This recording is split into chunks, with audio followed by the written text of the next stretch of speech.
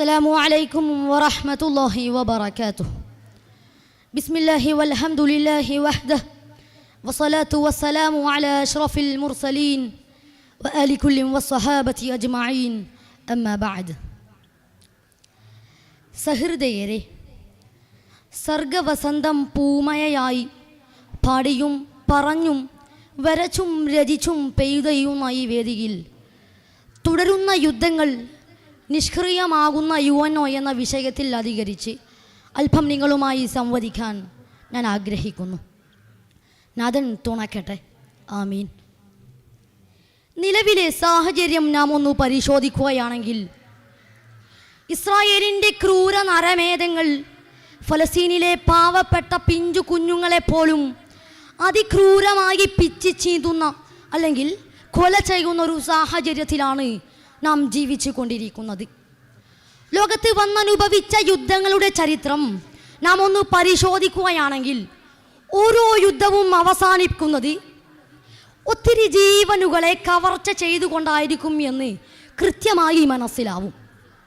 രണ്ടാം ലോക മഹായുദ്ധത്തിനു ശേഷം 1945 രാജ്യങ്ങൾ തമ്മിലുള്ള സഹകരണം, സമാധാനം, സുരക്ഷ എന്നിവ പ്രോത്സാഹിപ്പിക്കുക എന്ന ലക്ഷ്യത്തോടെയാണ് ഐക്യരാഷ്ട്രസഭ സ്ഥാപിതമായത്. ആഗോള സംഘർഷങ്ങൾ തമ്മിലുള്ള പ്രശ്നങ്ങൾക്ക് പരിഹാരം കാണുക എന്ന ഉദ്ദേശിച്ചുള്ള സുരക്ഷാ കൗൺസിൽ ഉൾപ്പെടെ നിരവധി ആയുധങ്ങൾ ഉണ്ടായിരുന്നിട്ട് പോലും പല സാഹചര്യങ്ങളിലും യുദ്ധം തടയാനോ സമാധാനം കൊണ്ടുവരാനോ സാധിക്കാത്തതിൻ്റെ പേരിൽ നിരവധി വിമർശനങ്ങൾക്ക് യുഎൻഒ ഇരയാവേണ്ടി വന്നിട്ടുണ്ട്.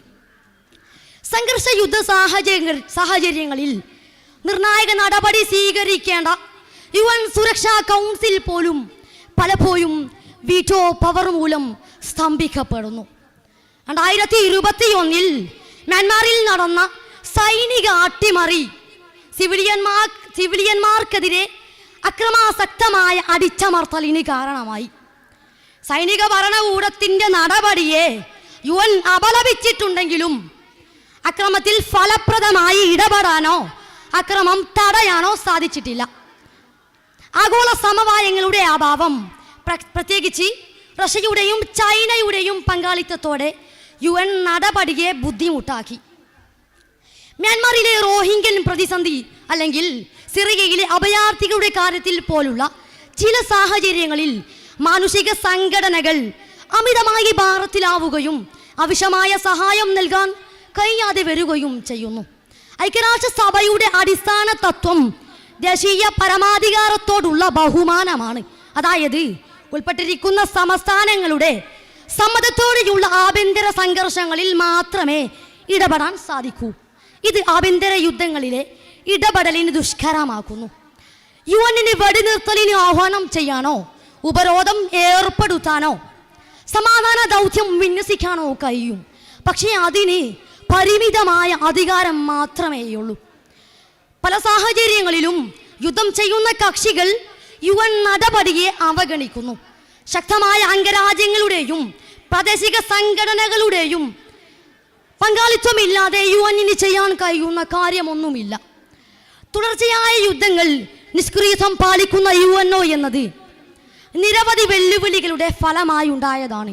ഫലസ്തീൻ, സിറിയ, സുഡാൻ, യമൻ തുടങ്ങി യുഎൻഒയുടെ നിഷ്ക്രിയത്വത്തിന് നിരവധി ഉദാഹരണങ്ങളാണ്.